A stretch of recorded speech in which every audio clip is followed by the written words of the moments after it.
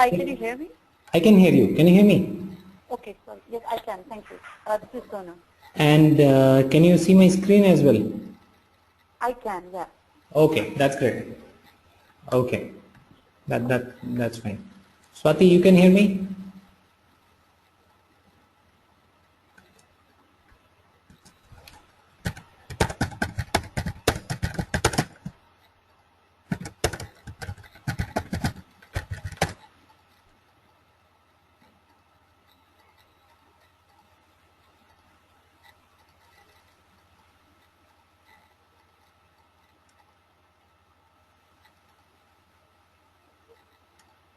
Hello, Swati. Can you hear me? Balaji here. Yeah, Balaji. Yeah. So, guys, some are on phone, some are on. We all agree to that, right? So first of all, we need to understand what basic kind of an application that they have given, and then we can do everything on that, right? So we started discussing about a small case study, and we are talking about a company. Let's say we take an example of a small company which is into manufacturing and selling laptops. Okay, so the people who were there in yesterday's session are aware of this. People who have joined today for the first time, for them, ABC Limited. It's a small company. They manufacture laptops and they want to sell it to companies, which means they just want to sell it to corporates, no individual sales. All right. And we will take this as an example, all right, to understand the CRM application which has been provided by Salesforce, the default CRM application which has been given by the salesforce.com. Okay, so here it is on my screen. You see the default, when you log in into Salesforce, this is the first application that you get to see. All right, so we'll understand this application with the example of that particular scenario. ABC Limited manufactures laptops and wants to sell it to companies. So we'll take that example and we'll understand how Salesforce can help ABC Limited in maintaining their CRM step by step, and help them track everything. All right. So the first thing that we are going to talk here is campaigns. There is something called home and chatter before campaigns, but don't worry about that. I'll come to that later. We'll start talking about campaigns. Okay.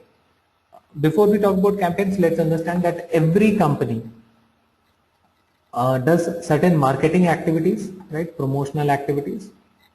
Straight away sales does not happen, right? Either they put some advertisements, or they call these clients, or they send emails, or they publish something on their website. So something needs to be done, right? So all those marketing activities need to be tracked under campaigns. Okay, so this is where all your marketing initiatives will be tracked. Let's say ABC Limited is planning to do a seminar. Okay, let's say our ABC Limited plans to do a seminar. Along with other activities, they are planning to do a seminar from 15th to 18th of March. So that information should be tracked under the campaigns table that we have. So how is that done? You just need to go to campaigns, click on new,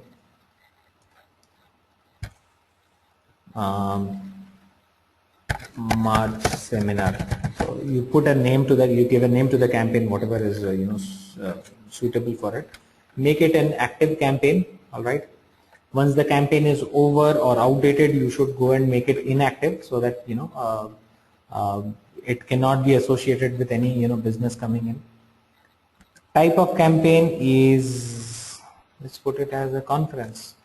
Okay, so you have certain types of campaigns. All right, I told you, right, a company can do different types of marketing: conferences, webinars, trade shows, public PR, referral programs, advertisement, banners, emails, telemarketing. So many other.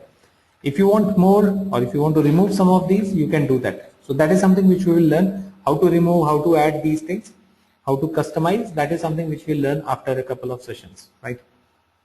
But now we'll just understand how to use this basic simple CRM app. So let's say my type is conference, status is planned. So there are different statuses which are available: planned, in progress, completed, aborted. Mine is planned. It starts, I told you, it starts on 15th of March, let's say 16th of March, it goes till 18th of March, 3 days. I'm expecting a revenue of, let's say, $300,000. And my budgeted cost for this campaign is $10,000.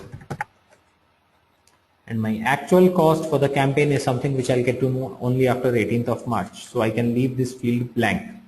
Okay. Only the fields which are marked red with the red mark are mandatory or required fields. Others can be left blank.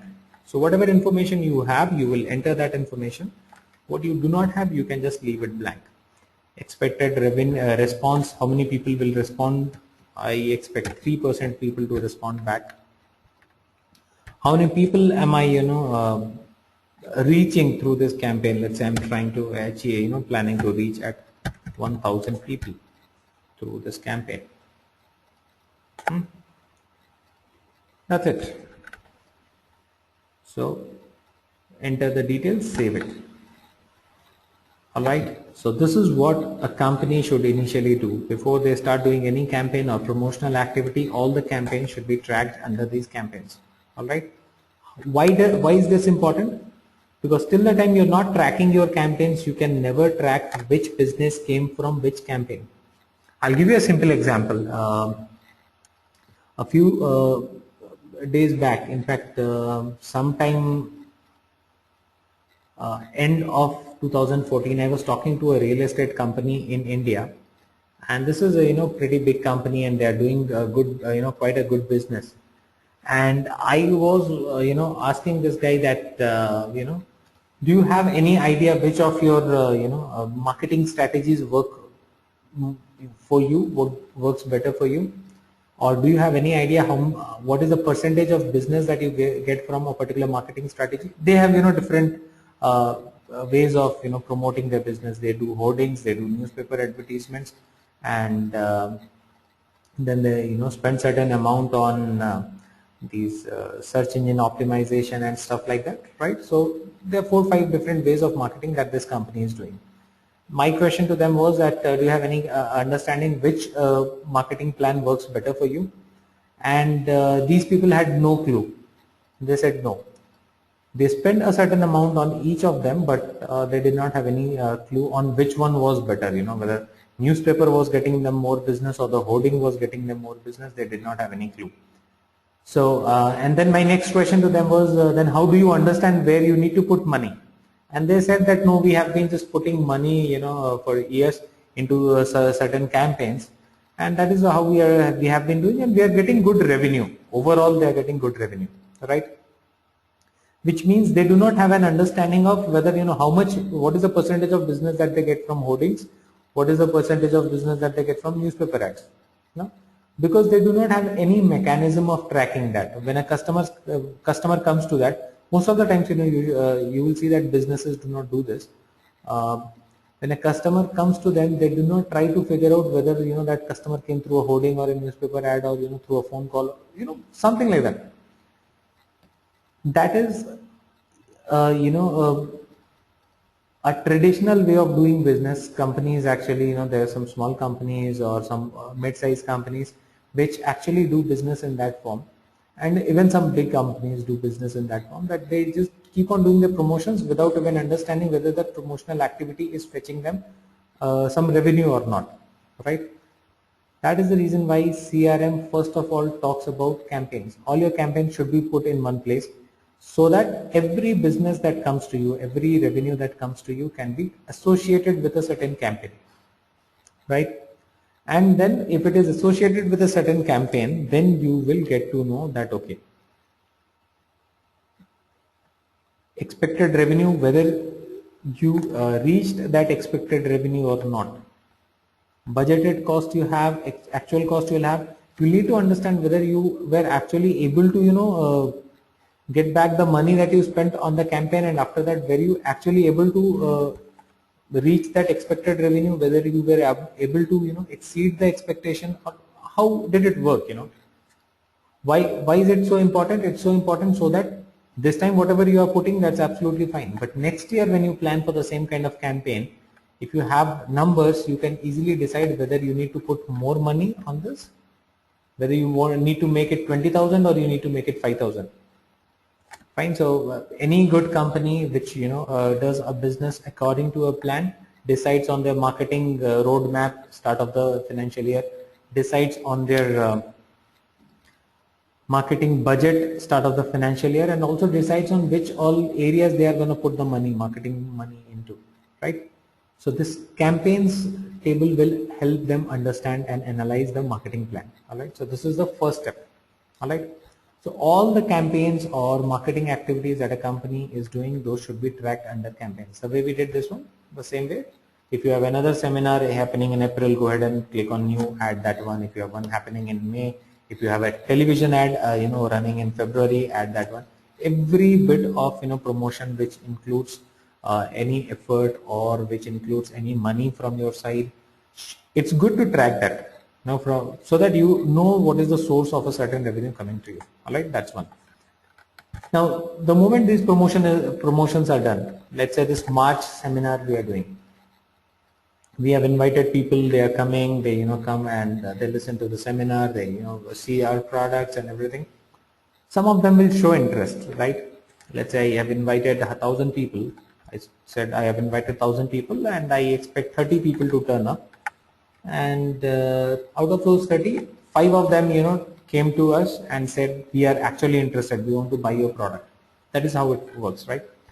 Those inquiries should be tracked under leads. So this is the second table, leads, where you track all the inquiries. So let's say I got someone from IBM Limited, Mr.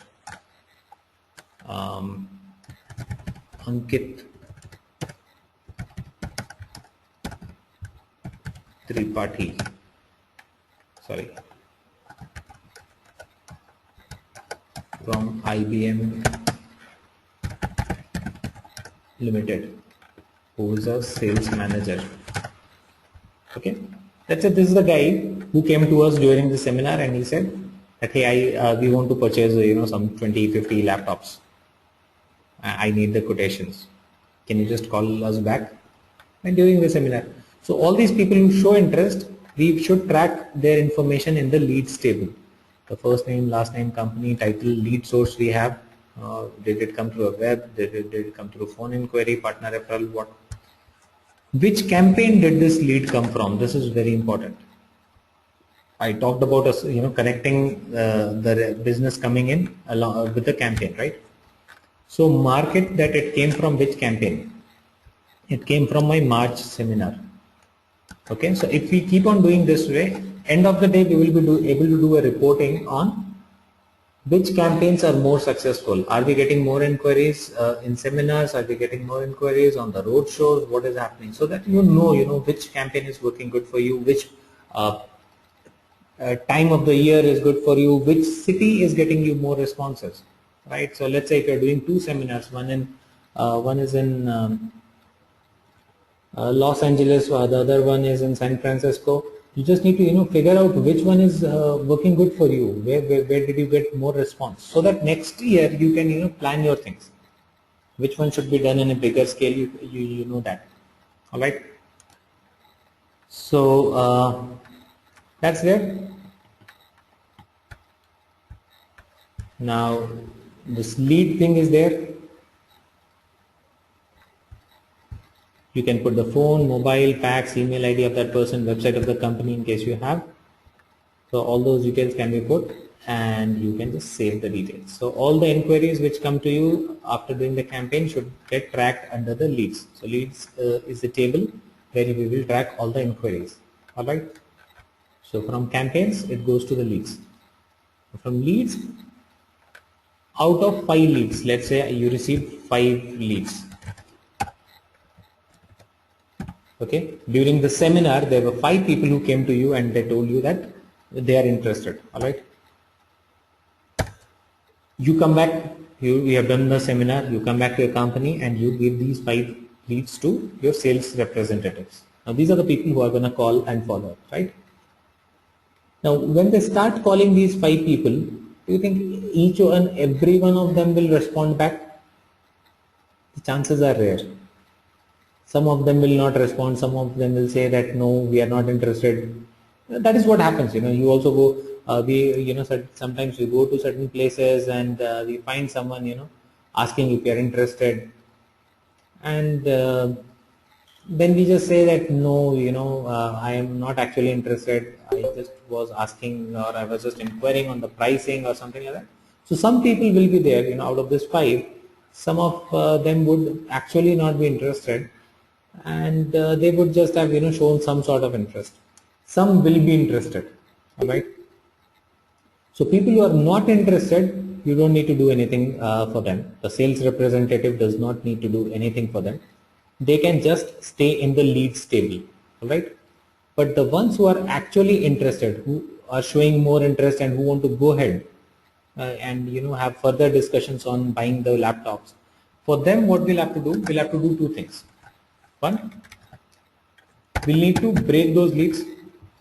So out of 5, let's say 4 of them are not that interested right now, okay.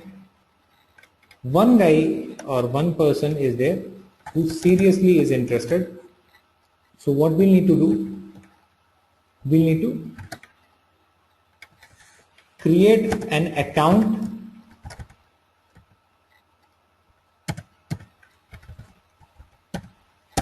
plus a contact plus an opportunity for this particular one person. Okay, account will have the company information like IBM Limited and all. Contact will have the individual's information, and opportunity will have the deal information. So what product that person is planning to buy, how many numbers he is planning to buy, when he wants to buy, that all goes into the deal information in the opportunity. So account, contact and opportunity.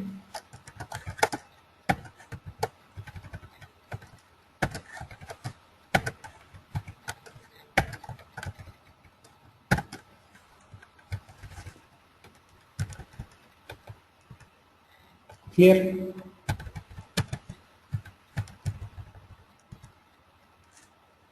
So for example, this guy, Mr. Ankit Tripathi, he says, yeah, I'm seriously interested. I need to buy this product.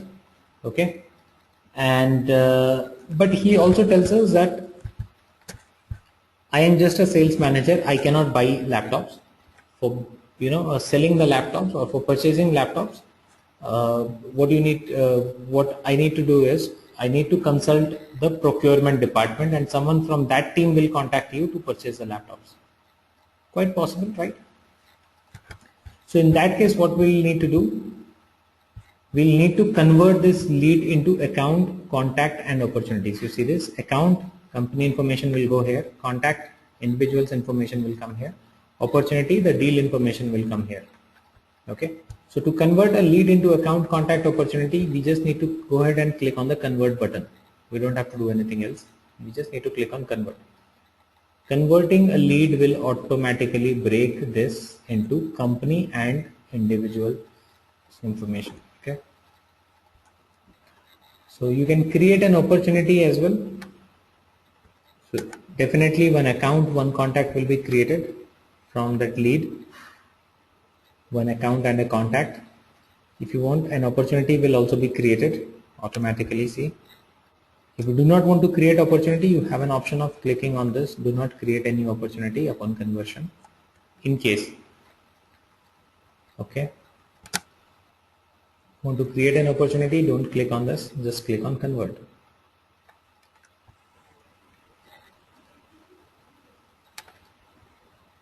See, you should only convert a lead once you have identified it as qualified. All right. So only once you find a lead is qualified, the person seriously seems to be interested, then only you convert it and make an account, contact and opportunity out of this, right? So basically what we are trying to do, we are not trying to create account, contact, opportunity for everyone. Why? Because in that way you will have your system diluted. A lot of useless data will come here. Okay. So as I told you, out of 10 people who show interest or who inquire for the product, those 10 out of 10 do not actually are not the serious or qualified leads. So I do not want to put them all into accounts, contacts and opportunities. That's one. I do not want to miss on them as well. I need to track their information as well. So out of 10, I have to keep their information, but I do not want everyone's information to come into accounts contact. That is the reason why leads table is there. Take everything in the leads table. Anything that sounds seems to be qualified, just move them into accounts contacts. Okay. So just go and click on the convert button. Now that one single record has been broken into 3 records.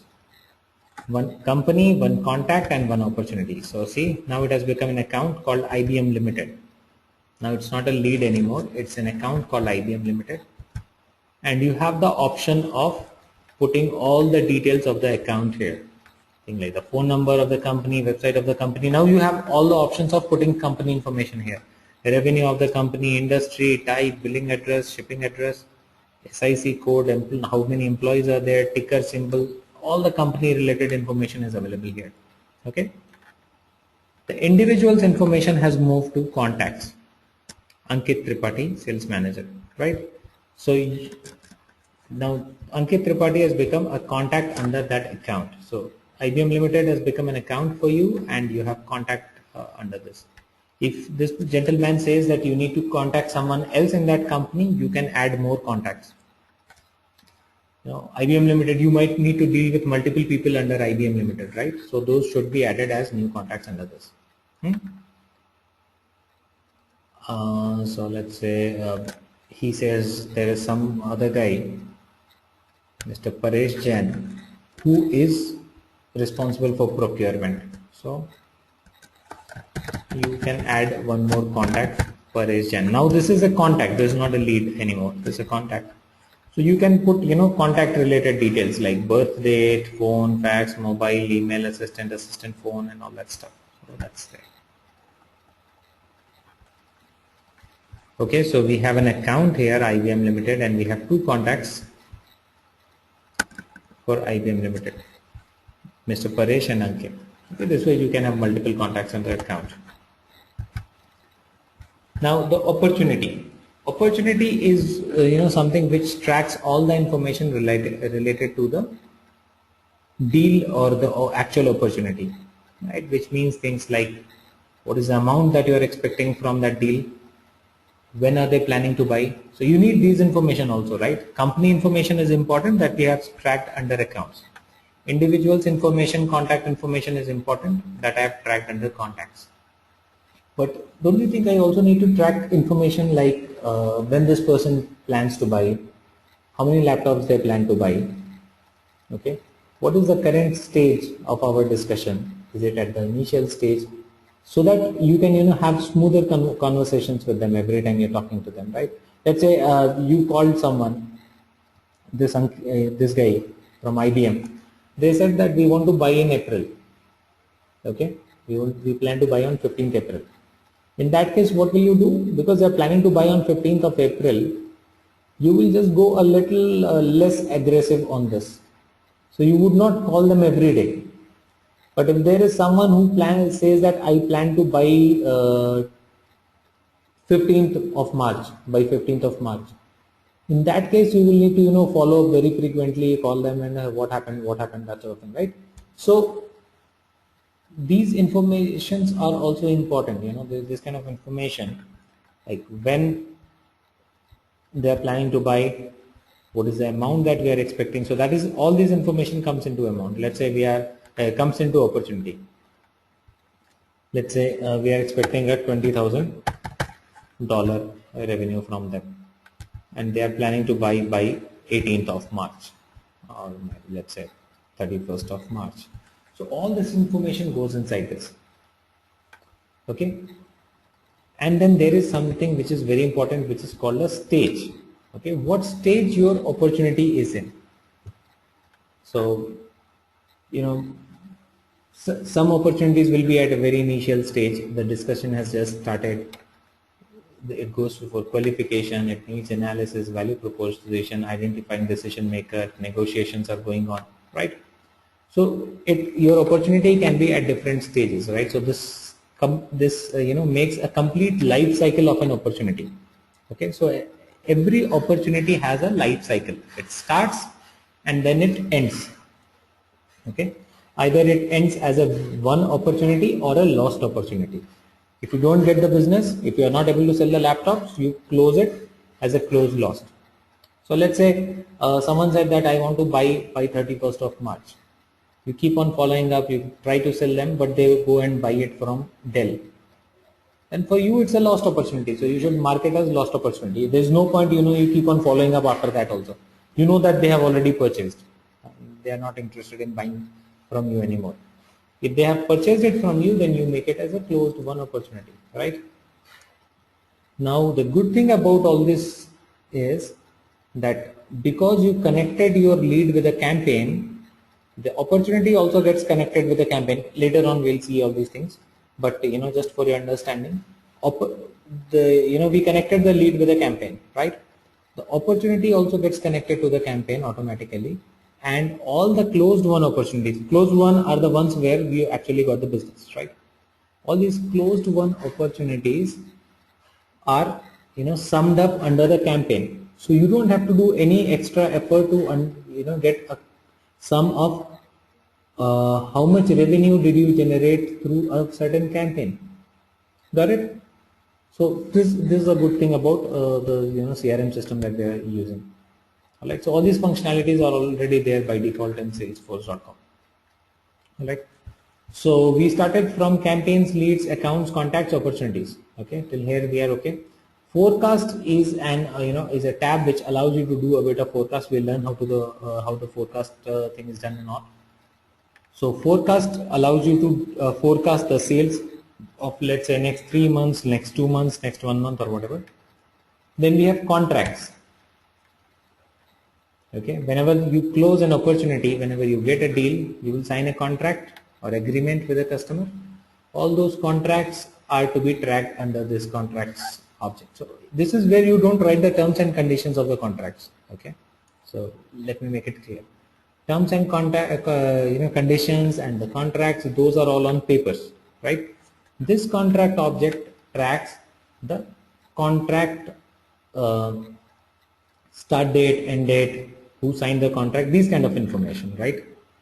So that you can quickly have a look into that. Okay, when does a contract expire? Okay, so for details you can always go back and refer to the detailed agreement which is signed between the customer and you. But this contract object is only used for tracking when does a contract start, when does it expire, things like this. Okay, so just click on new. Okay, so customer signed by, who signed it from the customer end. Okay, company signed by, who signed from the company side. When was it signed by the company, when was it signed by the customer, which accounts contract are we talking about, is it with IBM Limited? Okay, so things like this. So something like the account name is IBM, the customer who signed the contract from that side is Mr. Ankit Tripathi. He is the one who signed. His title is sales manager. So this is all for your quick information. So your agreements can be there in the office or somewhere in a PDF, but it's not easy to find out all those agreements at once, right? But it's very quick if the contract basic informations are available in the CRM. So if a customer support person is talking to the client, he can quickly refer to this and says your contract expires on this particular date. He says, who signed that contract? I say, I can quickly check. Okay, Mr. Ankit Tripathi, who is a sales manager, he signed this contract on 27th of March. Things like this. Okay. Can we ask questions or should we wait end of the session? You can ask it now also. No problem. Okay. When I pick up an account, I select account name. Would it automatically? Would it look at the contract and say, and I go to the customer sign field? Will it look at the contacts and say which contact signed it, or do we need to configure that? You have to select which contact signed it. Okay. So for this IBM Limited, I have two contacts, Ankit, and there was another contact that I entered, Paresh, right? So we should, it's not a mandatory field. Okay, some cases it's not required. See, customer signed by, it's not mandatory. So some cases you can just track that I have a contract with IBM which starts on this date, ends on this date. But some cases it's a good habit to put a note of who is the contact from the customer side who signed it and who is the person from our side who signed the contract. All right. So that the information is available. Contract terms. It will not. Please go ahead. That's okay. Yeah, you can go ahead with the question. So it won't automatically pick up, like my question was that if I select IBM, will it only show me IBM contact name in customer signed by lookup? It won't. It will give me all contacts in our system. It will give you all contacts. However, this is by default set to all contacts, but we have that option of customizing it that way, that it shows only the IBM contacts. So that can be done as a part of customization. All right. So all the contract details goes into this contracts tab that we have. Okay. Then the orders that you take, then you take an order, the agreement is signed, you have taken an order. That order detail will go into the orders tab that we have. So we have an orders tab and order from which company. Okay, again the same, IBM Limited. Order start date is, let's say, 1st April. Okay, again the same concept, customer authorized by, who is the customer side person who authorized that order, what is the terms and conditions, contract number, so connected with the contract. All right, customer authorized by and company authorized by, what is the shipping address, what is the billing address, all this information. While we are taking order, we'll have to take care of all these things, right?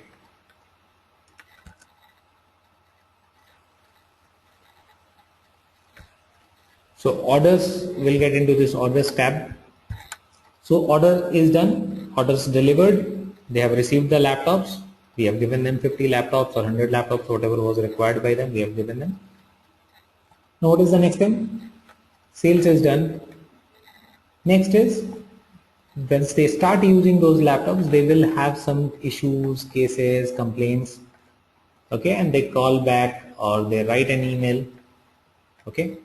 Now once we receive these complaints or cases, those need to be tracked as well in the CRM system, right? So those will be tracked under cases tab. You see the cases tab here. Under this we will track all the cases. So just click on cases to track the case. Just give me 1 second.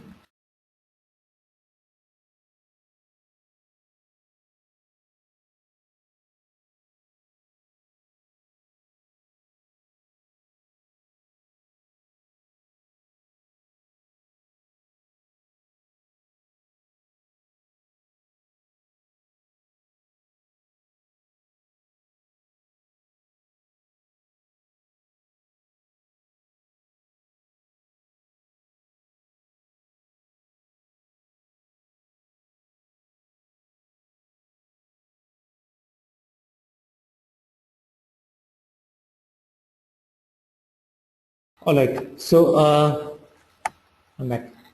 Yeah, so all the complaints that you receive from the customer's end, those will be tracked under cases. Okay, so the customer support part basically.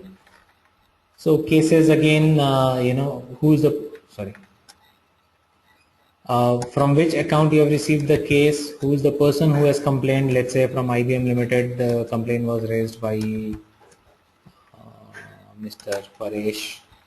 Okay, type of complaint, is it mechanical, electrical, electronic? Again, this options that we see here, these can all be customized as per your product, right?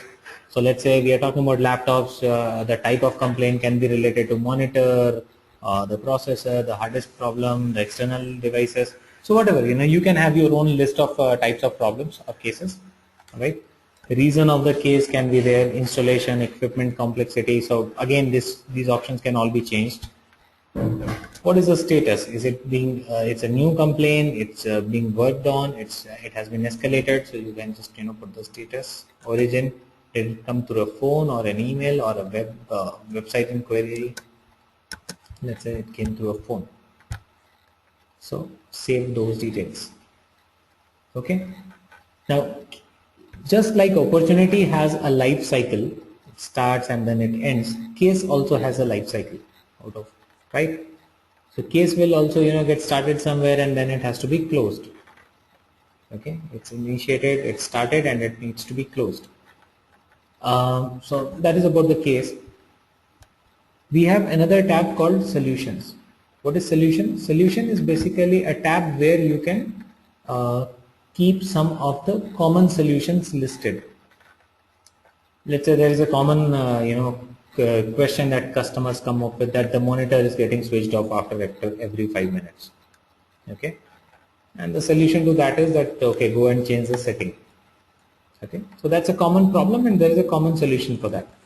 So this way there can be maybe 50 such things. So all those can be tracked under this solutions tab, so that my customer support team can quickly browse through that. Okay, so one will be monitor start issue. Please check the power plug. Something like this, right? So these are solutions to the most common problems. So that instead of creating a case for everything, the customer support team can quickly look into the solutions and help the customer with that. All right. The solution tab can also be used where there is one concept in Salesforce where the customers do have access to a self-service portal. It's called a self-service portal, where you give access to your customers to come and access Salesforce.com. Not all the data of Salesforce.com, but some part of the data.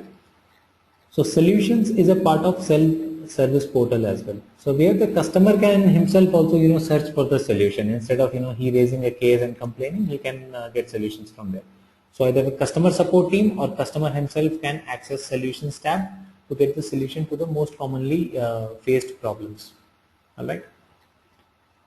And then we have another tab called products. This product is, as the name suggests, product. This is where you will list all your products. So that is another important thing. Along with all the information that I'm tracking here, the other thing that I need to track is the product. What is my line of product? If I have laptops, what are the different types of laptops that I have? Let's say there is one with all the functionalities, which are very high-end laptop, where there is another one which does not have that many functionalities, which has a lower RAM, lower hard disk. There's another one which is very, very basic. So that sort of thing, right? So those will be listed under the product. So you can have all your products, like for example this laptop N9050. So product code, okay, and you have an option of making a product active. Active means the product is still in the market. Sometimes some products are backdated, right? So those should be made inactive. The ones which are out of stock, not available, or the company has stopped manufacturing those products, those should be made inactive. The ones which are still in the market, still selling, should be active. Here, tell me if you are okay on this. Now, the other thing is reports and dashboards. So report and dashboard, as I told you, along with forecast, during our sessions, we are going to learn how to create reports. So reports tab allows you to create a report about anything, and whatever data we have in Salesforce, we can create reports for them. And we can also create certain dashboards for the data or for the reports that we have within Salesforce, right? So that is what we have. So that's the basic application here for us, right? So any company which wants to manage their customer relationship management or the CRM process within Salesforce, this is the basic Salesforce app for them. Okay, and you saw this is pretty good app. It has a lot of functionalities automatically in it. And what you need to do, you just need to understand how this app works, right? So anyone who uses this application just requires a 30-40 minutes of demo, the way I showed you the demo. And you are good to start using this app, right? But the objective of our training is not to use this app. So now you're good to use this app as an end user. However, during this training, we are going to learn how to customize things, how to develop new things, how to create our own apps, and how to control, things. Now, the complexities will come when you just need to control who will have what level of data access. Creating campaign is simple, but who will get to see which campaign, that is something which we will control as an administrator. If I need more functionalities into this, that I will add as a developer, right? So that sort of thing. If I'm a consultant, I should be able to understand what all standard functionalities are available by default, and I should be able to suggest my customer that what functionalities he can use to enhance his efficiency, the efficiency of his team, right? So that is what we are actually going to discuss during the training program as a whole. But I actually wanted you people to understand this app first of all, the default one that they have provided. And I'm hoping that we all understand it pretty well by now. Okay. Now the next thing that I want you to understand are a few other components on the interface. The top right corner. So these are all the tabs that we have seen. There is this home tab. Apart from this, I told you about home tab. Home tab is more like a home page. It has some small components like any specific dashboard you want to see, your recent items, all right, your recent conversations, your calendar, things like that are available in the home tab. There's a chatter tab. Chatter is basically internal social networking site available for the companies who use Salesforce.com, right? So doesn't it look like more like a Facebook? You can post your status and you can share it with others. Okay. Now, if you're thinking that why would we need this thing, this is required if you have a big sales team or a marketing team, and you just want to share some updates with everyone. Let's say IBM Limited said that they just want to hold on for three months before they buy laptops. You just quickly want to share it with everyone that okay, don't call IBM for next 3 months, they are holding on this. So you can quickly share it with using the chatter, so that the information, or you just got a deal from the IBM, you don't want anyone to call them, right?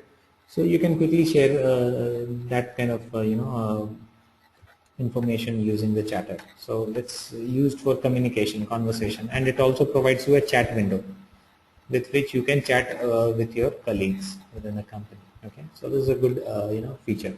There's an add-on which is available along with the Salesforce.com,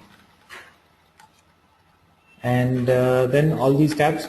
The top right corner that you see where sales is written, this is called the application drop down or apps menu. Okay, all your apps are listed under this: sales, call center, marketing. So the way we have a sales app, we have call center, marketing app also, and the other apps that we create, those will also be listed here. Okay, we'll learn more about how to create apps and all that stuff. We have a help link. This takes you to the Salesforce.com help. There's a setup link. If you click on setup, you will get to see a menu, setup menu in the left hand side. Okay, this is the menu for doing any sort of setup changes into the in your Salesforce, which includes things like making basic changes, controlling the access of the users, developing new applications, putting custom logics. Everything needs to be done from the setup. See, starting from managing users, managing applications, data management, security controls, everything needs to be done from the setup menu. Okay. And then you have your name here. Under this you will see my settings. So my settings is used for making your personal setup changes. Okay, things like your name, password, last name, things like that, email ID. You can make those changes from here. All right. So that's about the interface. Now, the moment we get into this, the moment we start discussing about more options, you will get to know about how these things are used and stuff, right? So right today we were just discussing about understanding of the basic CRM application which is provided by Salesforce, and understanding of the interface. So now we understand the interface. I want you people to spend some time on this interface. Try to as I showed you, try create some campaigns, leads, accounts, contacts on your own. Okay, make some entries, delete them, edit them. Be friendly with the interface. You don't need to go back and read anything. Okay, don't get into theory. I just want you to be very strong practically. All right. So for today, you just need to go back, spend some time, spend as much time as possible on these things. Okay, try to enter some record, delete that, edit that, make entries. All right. So that is what I actually want you people to do. All right. So that's it for today. Tomorrow, once we meet, we are going to talk about the configuration part. We will talk about how we can do the basic configuration of the Salesforce, right? Basic setup. Once you have started working on Salesforce.com, once you have taken the license from Salesforce.com, how do you do the basic configuration initially for your company and for yourself? All right. So that's what we discuss in tomorrow's session. So if anyone has any question, you can ask it right